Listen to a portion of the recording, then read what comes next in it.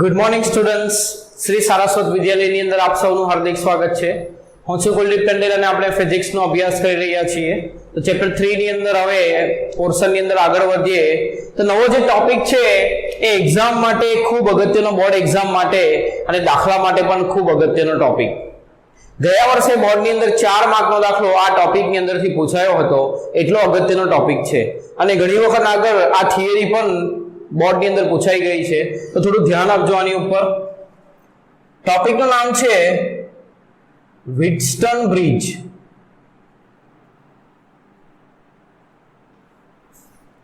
તો આ જે બ્રિજ છે એ વ્હિટસ્ટન નામના વૈજ્ઞાનિકે બનાવેલું હતું. એના ઉપરથી વ્હિટસ્ટન બ્રિજ એને નામ આપવામાં આવ્યું છે. એની અંદર કેવી રચના હોય છે એ પહેલા સમજીએ. તો એની અંદર 4 અવરોધો એ 4 બિંદુ આગળ જોડેલા હોય. 4 બિંદુ આગળ 4 અવરોધો આ રીતે જોડેલા હોય.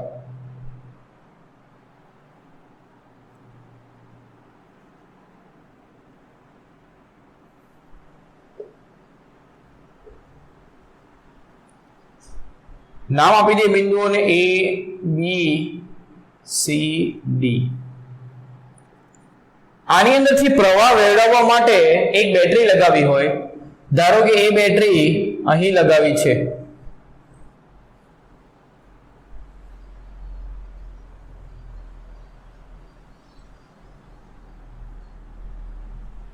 તો શું થશે?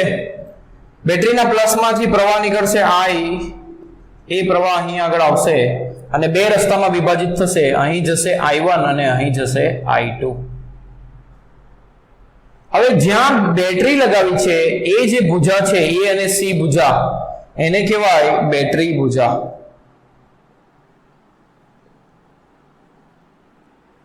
હવે B અને D વચ્ચેની એક ભુજા એટલે કે એક બાજુ, B અને D બાજુમાં કેટલો પ્રવાહ વહે છે તે માપવા માટે એક ગેલ્વેનોમીટર લગાવવામાં આવ્યું. શું લગાવવામાં આવ્યું? ગેલ્વેનોમીટર. તો આ જે ભુજા છે BD એને કહેવાય ગેલ્વેનોમીટર ભુજા. એને શું કહેવાય? ગેલ્વેનોમીટર ભુજા. હવે શું થશે? I1 પ્રવાહ અહીં આવે છે, I2 પ્રવાહ અહીં જાય છે. આમાંથી કઈક પ્રવાહ ગેલ્વેનોમીટરમાં જશે. I2 પ્રવાહ અહીં જે આવે છે એમાંથી કઈક પ્રવાહ આની અંદર જશે અને બીજો I4 પ્રવાહ અહીં જશે. I1 પ્રવાહ અહીં આવે છે, ઉપરથી IG પ્રવાહ આવે છે. બે ભેગા થશે અને I1 + IG જેટલો પ્રવાહ, જેને આપણે I3 કહીએ, એ અહીં જશે. એટલે પ્રવાહનું વિભાજન સમજાવો. અહીંથી I પ્રવાહ ગયો, બે ભાગમાં વિભાજિત થયો. આ પ્રવાહ ઉપર ગયો, બે ભાગમાં વિભાજિત થયો. આ પ્રવાહ નીચે આવ્યો, આ પ્રવાહ અહીં આવ્યો, બે ભેગા થયા, I3 બન્યો. આ રીતે I4 અને I3 ભેગા થઈને ટોટલ ફરી પાછું I થઈ જશે. આ રીતે પ્રવાહ એની અંદર વહે છે. હવે જ્યાં ગેલ્વેનોમીટર લગાવ્યું છે એ આપણો મેઇન બ્રિજ છે, બરાબર? હવે આપણે શું કરીએ? તો આજે R1, R2, R3, R4 આમાંથી કોઈ એક અવરોધનું મૂલ્ય બદલીએ, અથવા તો સમજો બધા જ અવરોધો આપણે બદલતા રહીએ. તો એક સમય એવું નોંધવામાં આવે છે કે આ જે ગેલ્વેનોમીટરની ભુજા છે એમાંથી પ્રવાહ 0 થઈ જાય. એમાંથી પ્રવાહ શું થઈ જાય? 0. એટલે આ R1, R2, R3, R4 ના મૂલ્ય આપણે એવા કંઈક લગાવ્યા કે જેથી આ ગેલ્વેનોમીટરની ભુજામાંથી વહેતો પ્રવાહ શું થઈ જાય? 0 થઈ જાય. તો ગેલ્વેનોમીટરમાંથી પ્રવાહ 0 થાય એટલે ગેલ્વેનોમીટરની જે સોય છે, જે આવર્તન બતાવશે, આ રીતે માપ બતાવશે. ગેલ્વેનોમીટરમાં આ રીતે માપ હશે 0, 10, 20, 30 પ્રવાહનો. તો અહીં જે આ કાપો છે એ શું બતાવશે? આમ સોય, આ જે સોય છે આમ ફરશે, જેટલો પ્રવાહ છે તે પ્રમાણે આમ આવર્તન બતાવશે. તો જ્યારે 0 આવર્તન હોય, શૂન્ય આવર્તન, એટલે કે આમાં આ ભુજામાંથી વહેતો પ્રવાહ 0 હોય, એને કહેવાય બ્રિજની સમતોલન સ્થિતિ. કઈ સ્થિતિ? સમતોલન સ્થિતિ. તો આ સમતોલન સ્થિતિમાં શું થશે? ગેલ્વેનોમીટરમાંથી વહેતો પ્રવાહ 0 થઈ જશે. એટલે આ પ્રવાહ 0 થઈ ગયો. તો જો અહીં શું થતું હતું? I2 પ્રવાહ અહીં આવતો હતો, એ બે ભાગમાં વિભાજિત થતો હતો. પણ હવે વિભાજિત થાય જ નહીં, કારણ કે અહીંનો પ્રવાહ 0 એટલે અહીં કોઈ પ્રવાહ જતો નથી. એટલે સીધો I2 પ્રવાહ એ જ અહીં જશે. એટલે I2 બરાબર જ શું થશે? I4. I2 બરાબર જ શું થશે? I4. કારણ કે અહીં પ્રવાહ આવતો જ નથી, આ I2 પ્રવાહ જ આમ જાય છે. એટલે તે સ્થિતિમાં I2 બરાબર I4 અને આ જે I1 પ્રવાહ આવે છે અહીં આવે છે, એની સાથે Ig ભેગો થતો હતો, પણ Ig 0 છે એટલે આ I1 જે આવે છે તે જ અહીં જાય છે, એટલે I1 બરાબર I3 થશે. I1 બરાબર શું થશે? I3 થાય સમતોલન સ્થિતિમાં. એટલે આ પ્રવાહને આપણે અત્યારે શું લઈએ છીએ? 0. તો જો બધા માટે આપણે હવે આ સ્થિતિ ક્યારે આવી, આ R1 R2 R3 R4 ના મૂલ્ય કેવા હતા ત્યારે સમતોલન સ્થિતિ આવી એ શોધવા જઈ રહ્યા છે. એના માટે આપણે કિર્ચોફના નિયમનો ઉપયોગ કરીશું, કિર્ચોફના લૂપના નિયમનો. તો લૂપની અંદર નિયમ લગાવવા માટે આપણે પહેલા પ્લસ માઇનસ લખી દઈએ. અહીંથી પ્રવાહ ઘૂસે છે એટલે અહીં પ્લસ, અહીં માઇનસ. અહીંથી પ્રવાહ આમ આવે છે એટલે અહીં પ્લસ માઇનસ, પણ અહીંયાનું સ્થિતિમાન શું છે? 0. કારણ કે એમાંથી વહેતો પ્રવાહ 0. સ્થિતિમાન વિદ્યુત સ્થિતિમાનનો તફાવત V = IR, I 0 તો વિદ્યુત સ્થિતિમાનનો તફાવત બી શું થશે? 0. અહીં કોઈ સ્થિતિમાનનો તફાવત છે જ નહીં. પછી આ પ્રવાહ અહીં આમ આવે છે, અહીં ઘૂસે છે એટલે અહીં પ્લસ માઇનસ. આ પ્રવાહ અહીં ઘૂસે છે એટલે અહીં પ્લસ માઇનસ. આ પ્રવાહ અહીં ઘૂસે છે એટલે અહીં પ્લસ માઇનસ. હવે A B D A આ જે લૂપ છે એની અંદર કિર્ચોફનો નિયમ વાપરીએ. તો A B D A લૂપમાં કિર્ચોફનો નિયમ લગાવતા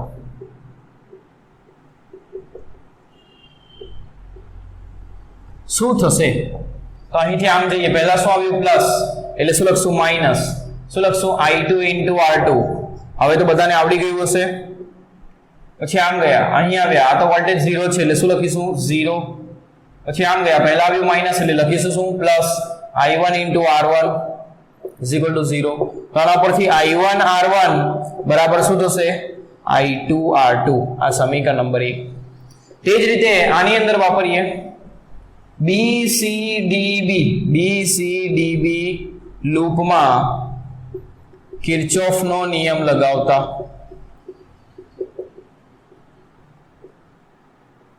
શું થશે? તો અહીંથી આમ આવ્યા, પહેલા પ્લસ આવે લખીશું શું? માઇનસ. I4 × R4. આમ ગયા, પહેલા શું આવ્યું? માઇનસ એટલે લખીશું શું? પ્લસ. I3 × R3. આમ ગયા, વોલ્ટેજ 0 છે એટલે 0, પ્લસ માઇનસ લખવાની પણ જરૂર નથી, 0 જ છે. પહોંચી ગયા એટલે = 0. તારા પરથી શું લખાશે? હવે જુઓ, I4 ની જગ્યા પર સમતોલન સ્થિતિમાં શું મૂકી શકાય? I2. સમતોલન સ્થિતિમાં I2 બરાબર I4 હોય એટલે I4 ની જગ્યા પર મૂકીશું I2. I3 ની જગ્યા પર મૂકીશું I1 = 0. તો આના પરથી I1 R3 બરાબર શું થશે? I2 R4. સમીકરણ નંબર 2. હવે શું કરીએ? સમીકરણ 1 ને સમીકરણ 2 વડે ભાગીએ. સમીકરણ 1 અને 2 પરથી I1 R1 ભાગ્યા ડાબી બાજુને ભાગો તો I1 R3 બરાબર I2 R2 ભાગ્યા I2 R4. આના પરથી શું મળ્યું? તો R1/R3 બરાબર R2/R4. એટલે જ્યારે આવી પરિસ્થિતિ હશે ત્યારે બ્રિજ સમતોલન સ્થિતિમાં હશે. સમતોલન સ્થિતિ એટલે જ્યારે એ બ્રિજમાંથી કોઈ પ્રવાહ વહેશે નહીં. આ વિસ્ટન નામના વૈજ્ઞાનિકે શોધેલું, એના પરથી એનું નામ છે વિટ્સટન બ્રિજ. ખ્યાલ આવે છે? તો R1/R3 R2/R4 થતું હોય ત્યારે બ્રિજ સમતોલન સ્થિતિમાં હશે ને ત્યારે અહીંથી વહેતો પ્રવાહ શું હશે? 0. અથવા તો તેને બીજી રીતે પણ તમે લખી શકો, R1 × R4 બરાબર R2 × R3. એટલે શું? તો જુઓ, આ બ્રિજ છે તો એની સામસામેના અવરોધો જુઓ, R1 × R4 એ બેનો ગુણાકાર એ કોના જેવો થશે? R2 × R3. બ્રિજની સામસામેના અવરોધોનો ગુણાકાર જો સરખો આવે તો બ્રિજ શેમાં હશે? સમતોલન સ્થિતિમાં. આને કહેવાય સમતોલન સ્થિતિની શરત. તો આ જ્યારે અવરોધના મૂલ્ય આવા હશે, જ્યારે આ બે અવરોધનો ગુણોત્તર બરાબર આ બે અવરોધનો ગુણોત્તર થતો હશે, તે સમયે આ ભુજામાંથી પ્રવાહ ન વહેશે. પ્રવાહ ક્યારે ન વહે? જ્યારે વિદ્યુત સ્થિતિમાનનો તફાવત ન હોય. એટલે સમજો, અહીંનું ને અહીંનું સ્થિતિમાન આ સમયે સરખું હશે સમતોલન સ્થિતિમાં. એટલે બંનેનું સ્થિતિમાન સરખું એટલે સ્થિતિમાનનો તફાવત 0 એટલે કોઈ પ્રવાહ વહેશે નહીં. આવું પણ સમજવા માટે સમજી શકાય. ખ્યાલ આવે છે? એટલે એની અંદર અલગ અલગ કોન્સેપ્ટના સવાલો આવી શકે તો તમારે ધ્યાનપૂર્વક એની ગણતરી કરવી. સમતોલન સ્થિતિમાં આ જે Ig છે એ શું થશે? 0 થશે. હવે આનો ઉપયોગ ક્યાં થશે એ સમજીએ. આનો ઉપયોગ ક્યાં થશે એ સમજીએ.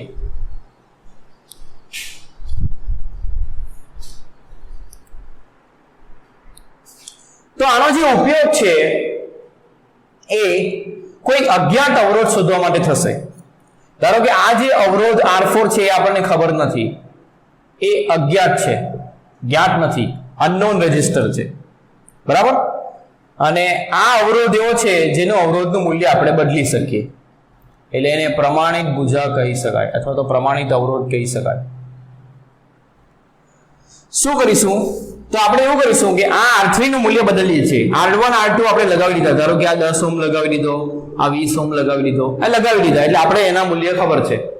આનું મૂલ્ય આપણે શોધવાનું છે, બરાબર. અને આ મૂલ્ય આપણે બદલીએ છીએ, એટલે 10 કરીએ છીએ, 20 કરીએ છીએ, 30 આવી રીતે બદલીએ છીએ.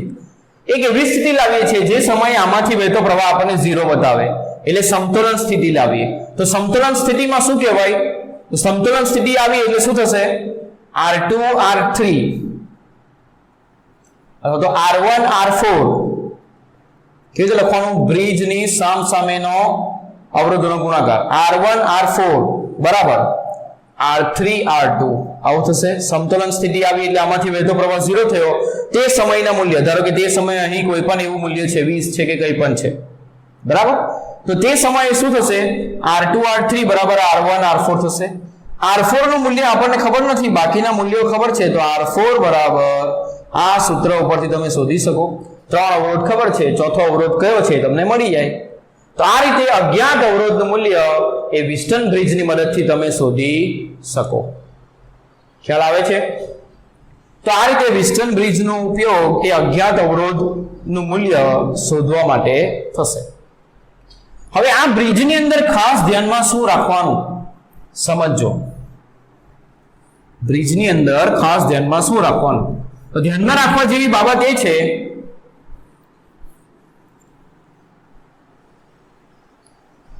કે બ્રિજની અંદર પ્રવાહ ન વહે.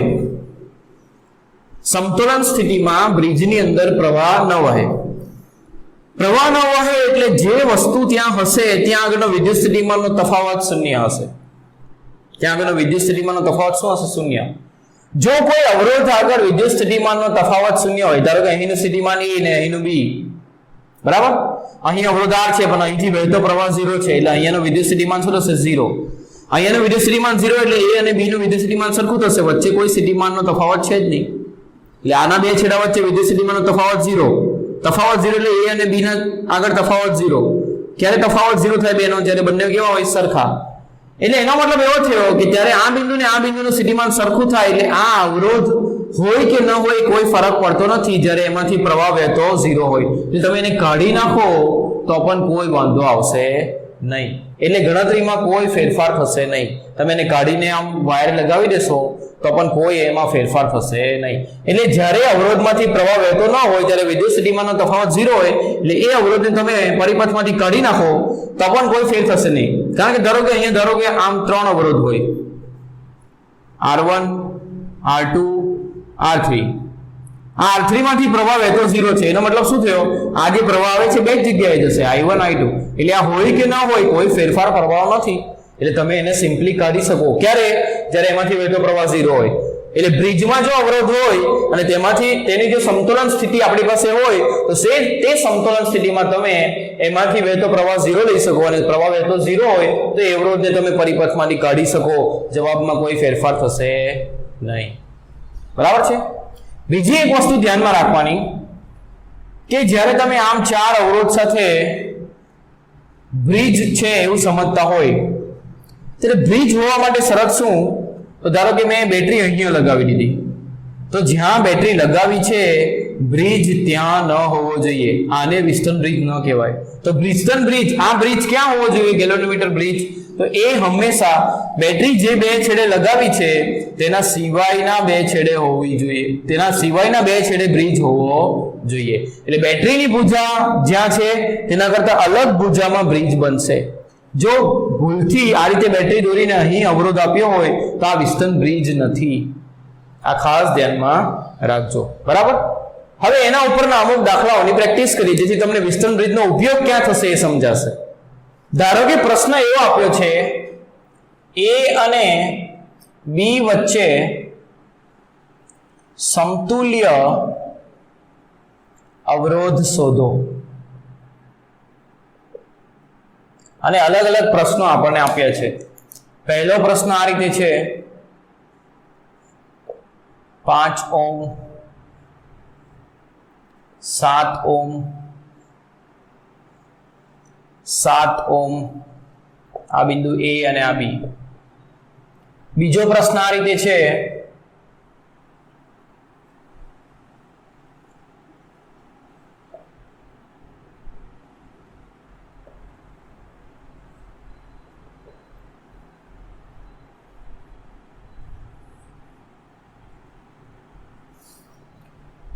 ત્રીજો પ્રશ્ન આ રીતે છે,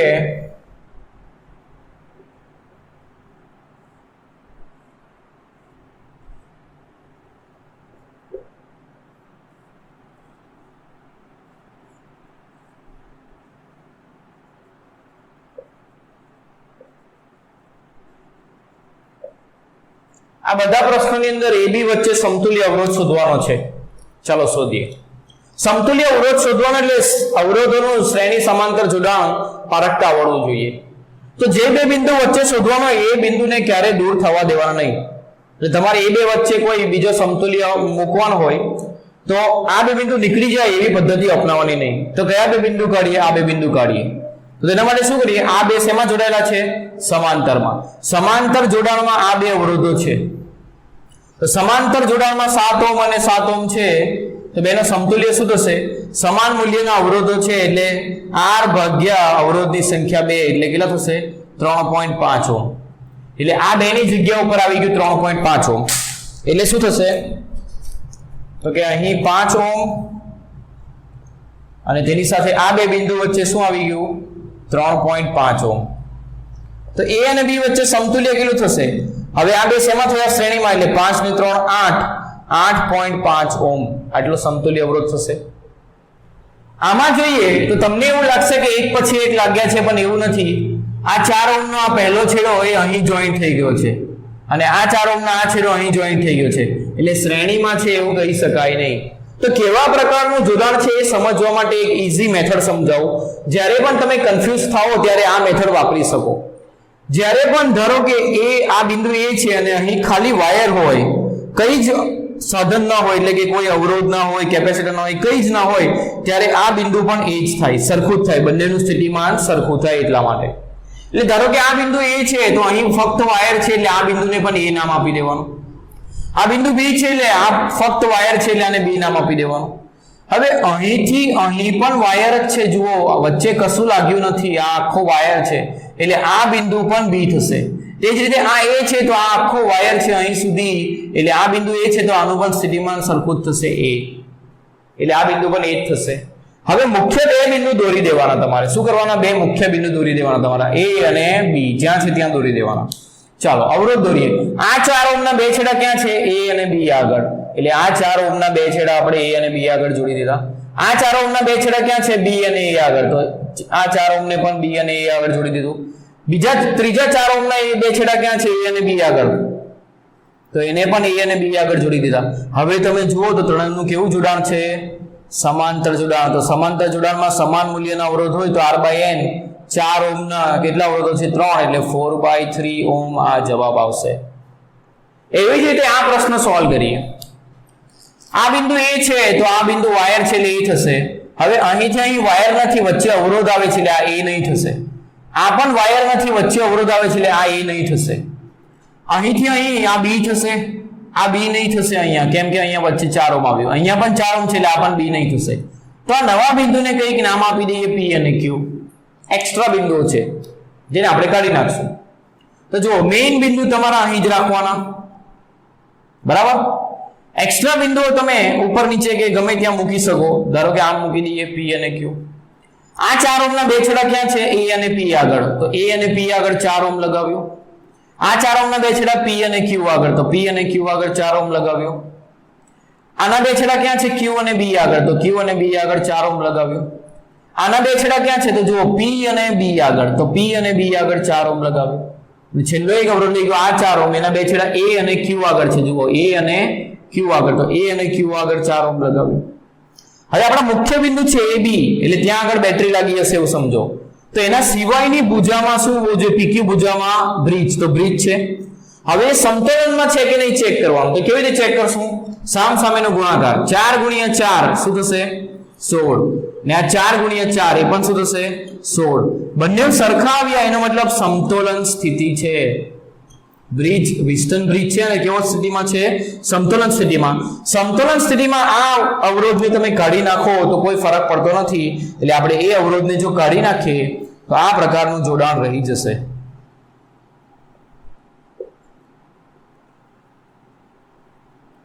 હવે ધ્યાનથી તમે જુઓ તો તમે આ 4 ઓહ્મ અને 4 ઓહ્મ એક પછી એક છે એટલે શ્રેણીમાં લઈ શકો, પણ એવું કરવાનું નથી. બિંદુ એ નીકળવું ન જોઈએ, બિંદુ એ રહેવું જ જોઈએ. એટલે આ અહીં જોડાણ નહીં જોવાના, તો જોડાણ બીજી જગ્યાએ જોઈએ. આ 4 અને 4 એક પછી છે એટલે શ્રેણીમાં છે, એટલે 4 ને 4 કેટલા થશે? 8 ઓહ્મ. એટલે એ અને બી વચ્ચે એક 8 ઓહ્મ લાગી ગયો. પછી આ 4 અને 4 એ પણ એક પછી એક લાગ્યા છે એ બી વચ્ચે, એટલે એ પણ શ્રેણીમાં છે એટલે એ પણ શું થશે? 8 ઓહ્મ. એ બી વચ્ચે 8 ઓહ્મના 2 લાગ્યા એટલે સમાંતરમાં શું થાય? 8 ઓહ્મ ભાગ્યા કેટલા અવરોધ? 2. 8 ઓહ્મ ભાગ્યા 2 એટલે 4 ઓહ્મ. એટલે અહીં પણ એ બી વચ્ચે સમતુલ્ય શું આવશે? 4 ઓહ્મ. તો આ રીતે દાખલા થશે. તો વિસ્ટન બ્રિજ કેવી રીતે ચેક કર્યું મેં ખબર પડી. બ્રિજ ક્યાં હોવો જોઈએ? મુખ્ય બિંદુ સિવાયની ભુજામાં બ્રિજ હોવો જોઈએ. સમતોલનમાં છે કે નહીં ચેક કરવા માટે શું કરવાનું? સામસામ બ્રિજ છે એની સામસામેના અવરોધોનો ગુણાકાર 4 ચોકુ 16, 4 ચોકુ 16 સરખા ગુણાકાર આવ્યા એ સમતોલન સ્થિતિ. તો આને કાઢી નાખો તો કોઈ ફરક પડતો નથી, કરી નાખવાનો. તો આ 4 અને 4 શ્રેણી, 4 અને 4 શ્રેણી 8 થશે. 8 અને 8 સમાંતર એટલે કેટલા થશે? 4. આ રીતના બીજો પણ એક દાખલો ગણીએ. અમુક પ્રેક્ટિસ તમારે જાતે પણ કરવાની રહેશે, અમુક હું કરાવું છું એમસીક્યુ માટે તમને. ધારો કે આવો કોઈ દાખલો છે.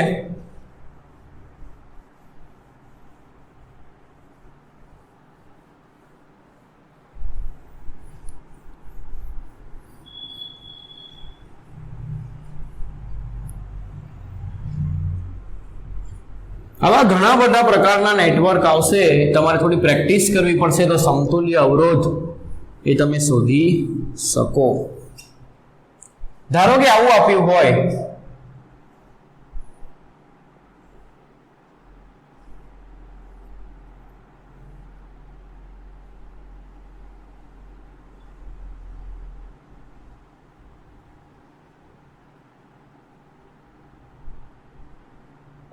આ એ બી બિંદુ, આ બિંદુ વચ્ચે સમતુલ્ય શોધવાનું છે.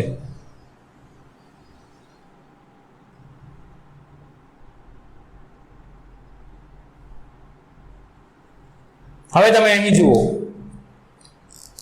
અહીં સમાંતર શ્રેણી જોવું બહુ ડિફિકલ્ટ છે.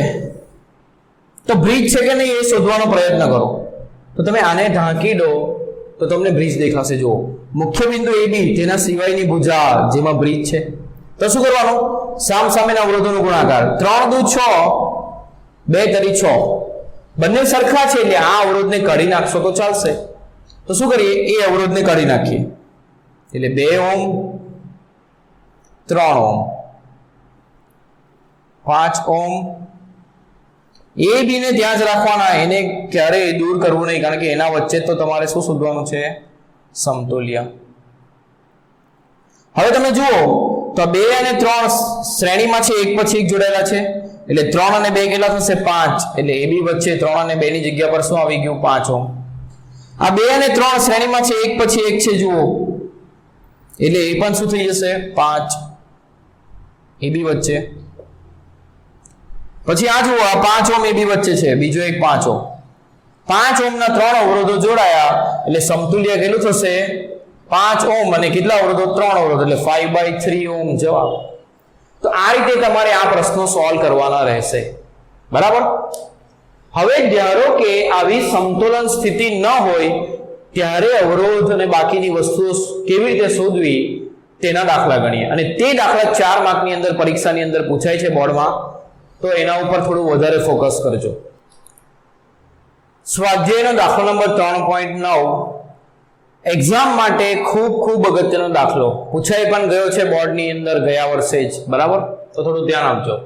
આવો સેમ દાખલો છે ઉદાહરણ નંબર 3.8 એ હું તમને હોમવર્ક ની અંદર આપું છું સેમ ટુ સેમ આ દાખલો છે સ્વાધ્યાયનો જે હું તમને ગણાવું છું 3.9 તો આકૃતિમાં દર્શાવેલ નેટવર્ક માટે દરેક શાખામાંથી વહેતો પ્રવાહ શોધો એવું કીધું છે બરાબર દરેક શાખામાંથી વહેતો પ્રવાહ શોધીએ કેવી રીતે શોધશું તો પહેલા પ્રવાહ ક્યાંથી નીકળશે 10 વોલ્ટની બેટરીના પ્લસ છેડામાંથી એટલે અહીંથી I પ્રવાહ નીકળશે ધારો કે અહીંથી I પ્રવાહ નીકળે છે I પ્રવાહ નીકળ્યો આ પ્રવાહ બે જગ્યાએ વહેંચાશે ધારો કે અહીં ગયો I1 તો અહીં શું લઈ શકાય તો તમે અહીં I2 લઈ શકો અથવા I માંથી I1 ગયો એટલે બાકી કેટલો રહ્યો I minus I1 બાકી રહ્યો આ રીતે તમે લઈ શકો આ I1 પ્રવાહ ઉપર આવે છે તો એ બે જગ્યાએ વહેંચાશે I1 પ્રવાહ અહીં કંઈક જશે અહીં ધારો કે IG જેટલો પ્રવાહ જાય છે એવું લઈએ તો બાકીનો પ્રવાહ અહીંથી જશે એટલે કેટલો લઈએ IG કેમ લખ્યું મેં તો જુઓ આ બ્રિજ છે બેટરીની ભુજા આ છે તેના સિવાયની ભુજામાં બ્રિજ છે પહેલા તો જોવાનું કે સમતોલનમાં છે કે નહીં જો સમતોલનમાં હોય તો અહીં પ્રવાહ ન જાય એટલે સિમ્પલ થઈ જાય તો સમતોલનમાં છે કે નહીં જોઈએ 10 × 10 100 5 × 5 25 100 અને 25 બે જુદા છે એટલે આ સમતોલનમાં નથી એટલે અહીંથી કંઈક ને કંઈક પ્રવાહ વહેશે તો એને આપણે લઈ લીધો IG આ IG પ્રવાહ નીચે આવશે એટલે અહીં ભેગા થઈને શું બનશે I minus I1 plus IG એટલે I minus I1 plus IG થશે અહીંથી I પ્રવાહ આવે છે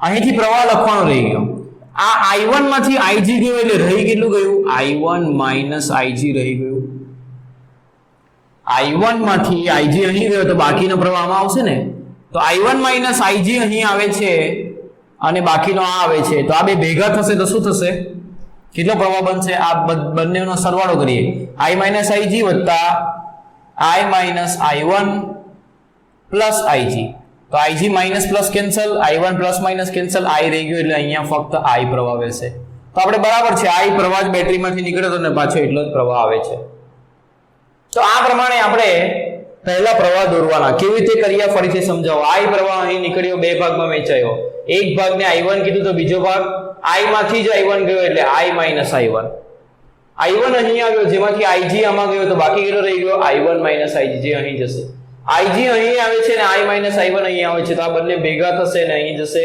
I minus I1 plus IG આ બે ભેગા થશે આ અને આ એટલે અહીં થઈ જશે I આ રીતે પ્રવાહની વહેંચણી કરવાની હવે જ્યારે સમતોલન સ્થિતિ ન હોય ત્યારે દાખલો ગણવા માટે કિર્ચોફનો લૂપનો નિયમ વાપરવાનો તો કિર્ચોફનો પ્રથમ લૂપનો નિયમ વાપરવા માટે પહેલી લૂપ આ લઈએ A B D A બંધ લૂપ છે તો A B D A માં કિર્ચોફનો નિયમ લગાવતા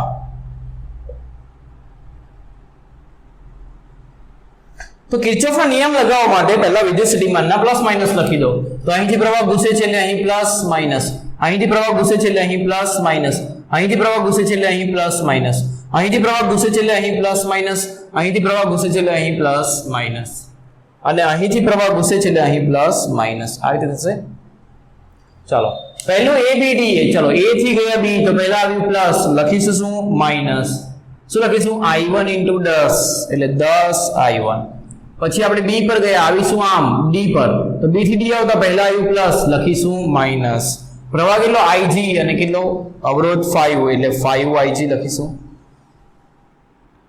અહીં આવ્યા આમ ગયા પહેલા આવ્યું માઈનસ એટલે લખીશું પ્લસ પ્રવાહ કેટલો I minus I1 ને અવરોધ 5 એટલે 5I minus I1 પાછા ત્યાં જ પહોંચી ગયા એટલે = 0 તો -10I1 -5IG plus 5y minus 5y1 is equal to 0 તો આ સમીકરણ કેવું થશે 10 minus 5 એટલે minus 15I1 minus 5yg plus 5i is equal to 0 આ રીતે થશે તો આ સમીકરણ નંબરને 1 નામ આપીએ સમીકરણ નંબરને 1 નંબર આપીએ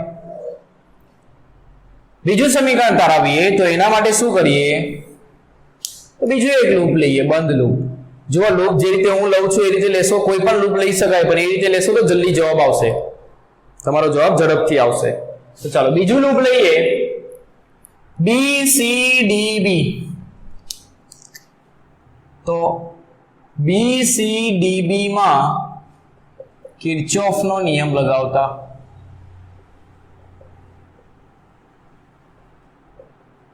કયો નિયમ? લૂપનો નિયમ. તો B થી આવે C, પહેલા આમ આવતા છીએ, પહેલા આવ્યું પ્લસ એટલે લખીશું માઈનસ. શું લખીશું? અવરોધ 5 અને પ્રવાહ I1 માઈનસ IG. C પર આવ્યા, આમ જઈશું, પહેલા માઈનસ આવ્યું એટલે લખીશું પ્લસ, અવરોધ 10 અને પ્રવાહ I minus I1 plus IG. ફરીથી આમ ગયા, પહેલા આવ્યું માઈનસ, લખીશું plus, 5 into IG is equal to 0. तो काउंस छोड़िए, minus 5i1 minus minus plus 5ig plus 10i minus 10i1 plus 10ig plus 5ig is equal to 0. i1 वाला पद कितना छे? तो 5 ने 10 15 माइनस 15i1. ig वाला पद 5 10 15 ने 5 20 20ig અને i एक अच्छे 10i is equal to 0. सरलता खातर आने 5 वडे भागी दीए तो 3i1 plus 4ig plus 2i is equal to 0. आ समीकरण नंबर 2. એવું જ અહીં બી કર્યું હોત તો સારું હોત. 5 વડે ભગાય છે તો -3i1 plus -ig plus i is equal to 0 સમીકરણ નંબર 1. બરાબર છે? આને પણ 5 વડે ભાગી દીધું. ત્રીજું લૂપ લેવાનો. હવે યાદ રાખજો, ત્રીજું લૂપ, બે લૂપ તમારે આ લેવાના, યાદ રાખવાનો, આ બંધ લૂપ. ત્રીજું લૂપ એવું લેવાનું કે જેમાં બેટરી નીચેની ઇન્ક્લુડ થાય. એટલે આપણે એવું લઈએ ADC, પછી અહીં કઈક નામ આપી દઈએ, આ બેટરીનું નામ આપી દઈએ E, ADCE અને પાછા A. એટલે ADCE માં કિર્ચોફનો નિયમ લગાવતા.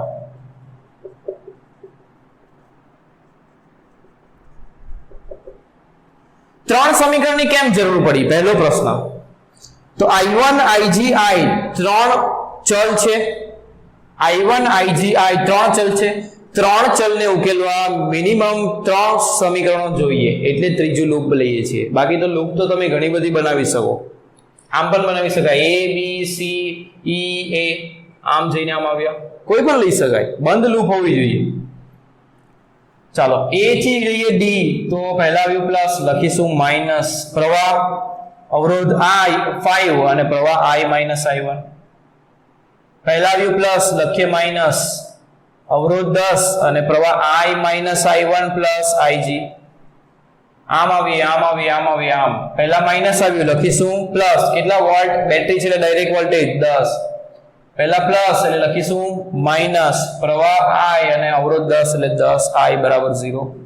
કાઉન્સ છોડીએ, minus 5i minus minus plus 5i1 minus 10i minus minus plus 10i1 minus plus minus 10ig plus 10 minus 10i is equal to 0. चलो i1 वाला पहला लखिए, तो 5 10 15, तो 15i1. હવે ig वाला લખીએ તો માઈનસ 10ig એક જ છે.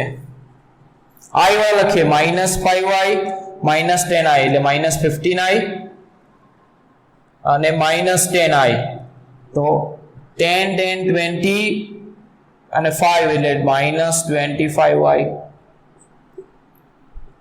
બરાબર? ig આવી ગયું, i1 આવી ગયું, i. હવે શું રહી ગયું? Plus 10 is equal to 0. તને આવી રીતે લખાય? 5 વડે ભાગી દઈએ તો 5 તરી 15, 3i1 minus 2ig minus 5i અને પ્લસ 2 એને જમણી બાજુ લઈ જઈએ તો માઈનસ 2. આ સમીકરણ નંબર 3. 3 સમીકરણો આવી ગયા. હવે એને ઉકેલીને આપણે આ બધા I1 IG અને I શોધીએ તો બધી જ શાખામાંનો પ્રવાહ મળશે. તમારો જે ઉદાહરણ મેં તમને હોમવર્કમાં આપ્યું 3.8 એમાં ગેલ્વેનોમીટરમાંથી પસાર થતો પ્રવાહ કીધો છે. તો અહીંયા ગેલ્વેનોમીટર જોડ્યું છે તો તેનો અવરોધ આપ્યો છે એટલે ગેલ્વેનોમીટરની જગ્યા પર તેનો અવરોધ તમારે દોરવાનો અથવા તો ગેલ્વેનોમીટર લખવાનો અને તેનો અવરોધ યાદ રાખવાનો જે આપ્યો હોય એ. બરાબર, જેમ અહીંયા અવરોધ છે તેમ અહીંયા ગેલ્વેનોમીટર છે, પરંતુ સવાલની અંદર ગેલ્વેનોમીટરનો અવરોધ આપ્યો હશે અને આ ફક્ત Ig શોધવાનો છે એમાં, પરંતુ આમાં બધા પ્રવાહ શોધવો પડશે કારણ કે બધી શાખામાંથી પ્રવાહનો આન્સર આપણે લખવાનો છે. તો ચાલો 3 સમીકરણોને ઉકેલીએ. કેવી રીતે ઉકેલીએ? તો એક કામ કરીએ, સમીકરણ 2 અને 3 નો સરવાળો કરીએ. સમીકરણ 2 માં 3 ને ઉમેરતા, સમીકરણ 2 માં 3 ને ઉમેરો, -3i1 + 4ig + 2i = 0, 3i1 - 2ig - 5y = -2. 2 ને ઉમેરો તો માઇનસ થશે, સોરી ઉમેરવાનું છે એટલે plus, -3i + 3i1 0, 4ig - 2ig 2ig 2ig 2i - 5y -3i 0 - 2 -2. તો આના પરથી સમીકરણ શું બન્યું? 2ig - 3i = -2. સમીકરણ નંબર 4. બરાબર, સમીકરણ નંબર 4. એ જ રીતે શું કરીએ તો સમીકરણ 1 માં 3 ને ઉમેરતા, સમીકરણ 1 માં 3 ને ઉમેરતા, સમીકરણ 1 શું છે? -3i1 - ig + i = 0. સમીકરણ 3 શું છે? 3i1 - 2ig - 5y = 0. બરાબર, -2 નોટ 0. ઉમેરીએ બેને, -3i + 3i 0, -ig - 2ig - 3ig, i - 5y - 4i = -2. તો આના પરથી શું થશે? -1 વડે ગુણી દઈએ તો 3ig + 4i = 2. સમીકરણ નંબર 5. હવે આ બે સમીકરણો 4 અને 5 શેમાં આવ્યા? ig અને i માં આવ્યા. તો બેને જો ઉકેલીએ લોપની રીતથી તો ig અને i આપણને મળશે. તો પહેલા એ કરીએ, એટલે શું કરીશું?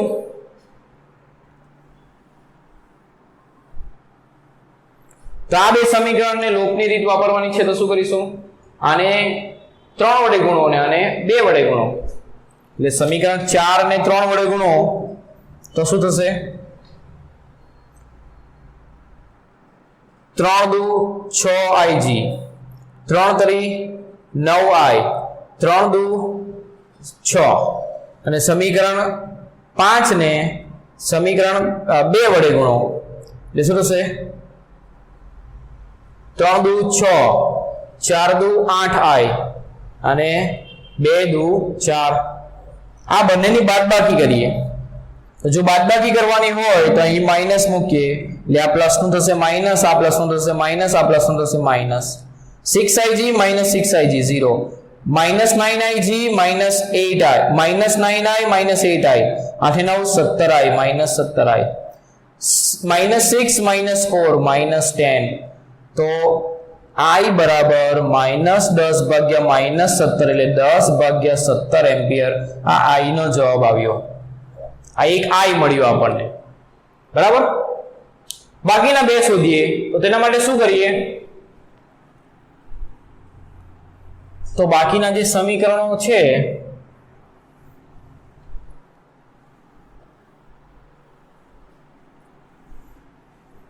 હવે i મળી ગયું તો આ સમીકરણની અંદર તમે મૂકશો, સમીકરણ 4 ની અંદર.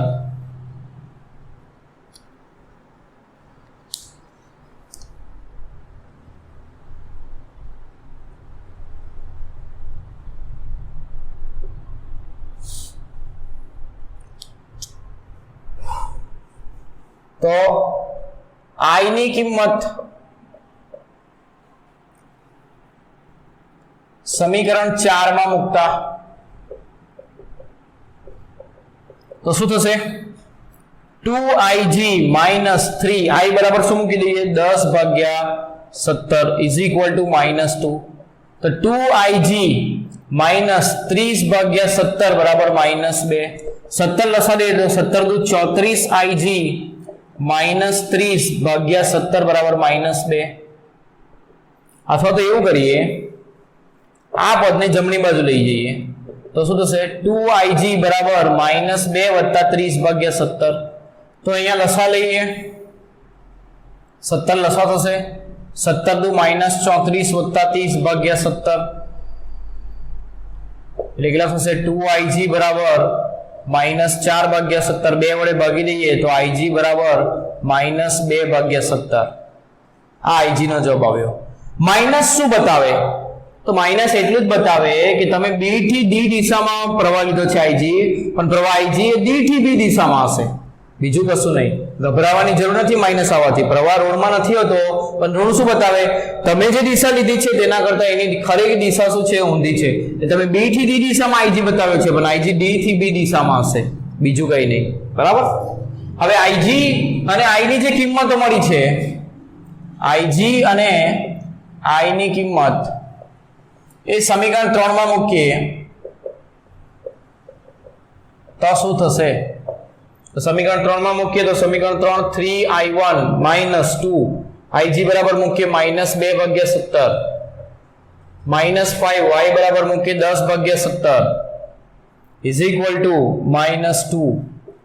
તો 3I1 -2 માઇનસ માઇનસ પ્લસ 2 દુ 4 ભાગ્યા 17 પ્લસ 4 ભાગ્યા 17 ને જમણી બાજુ લઈએ તો -4 ભાગ્યા 17. 5 ગુણ્યા 10 50 -50 ભાગ્યા 17 એને જમણી બાજુ લઈએ તો +50 ભાગ્યા 17. 17 ને લસા લઈએ તો 17 દુ 34 -4 વત્તા 50 50 માઇનસ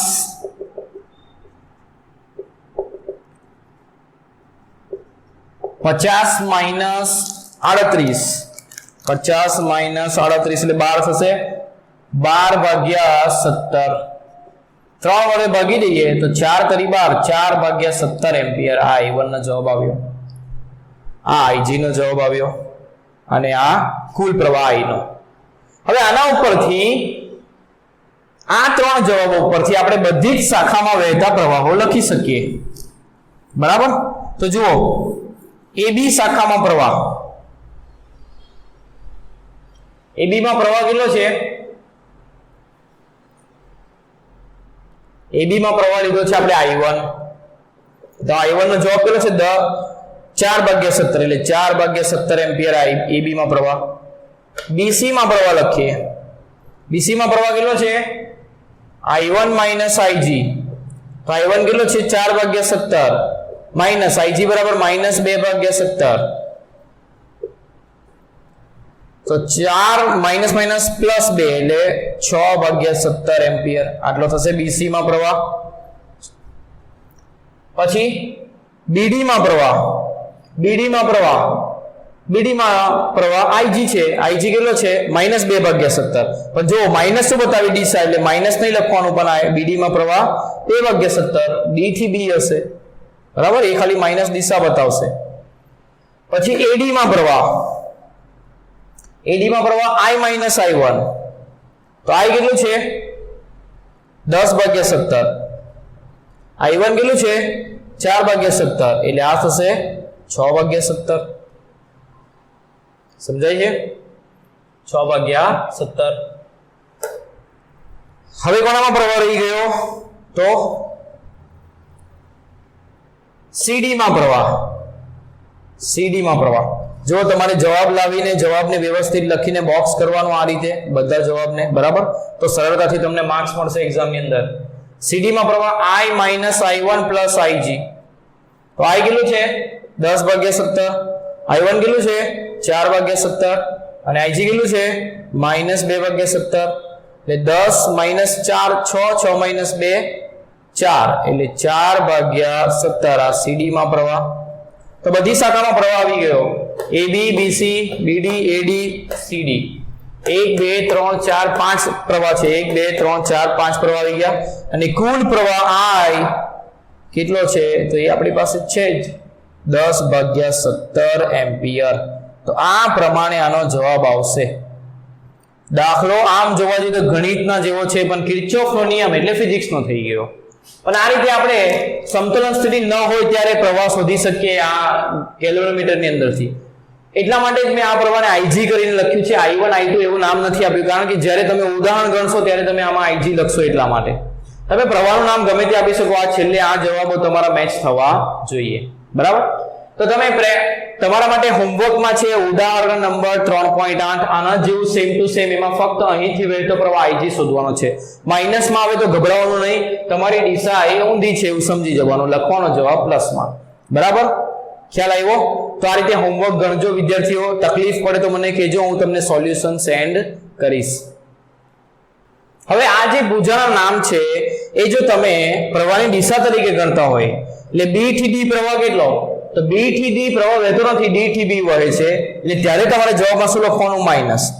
પછી આ C થી D પ્રવાહ, તમારો પ્રવાહ D થી C જાય છે, પણ તમે લખવા માંગો છો C થી D, તો તમારે આને શું લખવાનું? માઇનસ. બરાબર? એટલે જો તમારી દિશા, પ્રવાહની દિશા એ ખરા પ્રવાહ કરતા ઊંધી આવે તો જવાબ તમારો માઇનસમાં હશે. બરાબર? તમે D થી C આમ જોવા જઈએ તો આ પ્રવાહ આપણે કયો શોધ્યો? D થી C, જે I - I1 - Ig છે, અને એ આપણો 4/17 આવ્યો D થી C નો. તો C થી D નો પ્રવાહ એ -4/17 એમ્પિયર આ રીતે હોઈ શકે. સમજાયું? તો તમારે આ વસ્તુ ધ્યાનમાં રાખવાની. બરાબર? અહીં એમ્પિયર એકમ લખવાનું ભૂલવાનું નહીં. દરેક પ્રવાહની અંદર અહીં પણ એમ્પિયર આવશે, દરેક જગ્યાએ એમ્પિયર લખવાનું. એ ચોપડીની અંદર એવું કરવામાં આવે છે કે B થી D એટલે પ્રવાહની દિશા B થી D. આમ આપણે જવાબ જે શોધ્યા એ શું હતા? ફક્ત નામ, આ શાખા, ખાલી શાખાને નામ આપ્યું હતું. પણ ચોપડીમાં એ લોકોએ કેવી રીતે લખ્યું છે? C થી D પ્રવાહ, એટલે પ્રવાહ તો D થી C જાય છે, એટલે D થી C નો જે જવાબ છે એને માઇનસ કરવાનો, તો તે C થી D કહેવાય. એટલે માઇનસ શું બતાવે? C થી D પ્રવાહ નથી, પ્રવાહ D થી C છે એવું બતાવશે. બરાબર? તો આ વસ્તુ ધ્યાનમાં રાખવાની, કન્ફ્યુઝ નહીં થવાનું. આપણા જવાબો પણ સાચા જ છે, આ જ રીતે આવશે. બરાબર? તો પ્રેક્ટિસ કરજો ભાઈ, અને હોમવર્ક કરજો પ્લીઝ. બરાબર?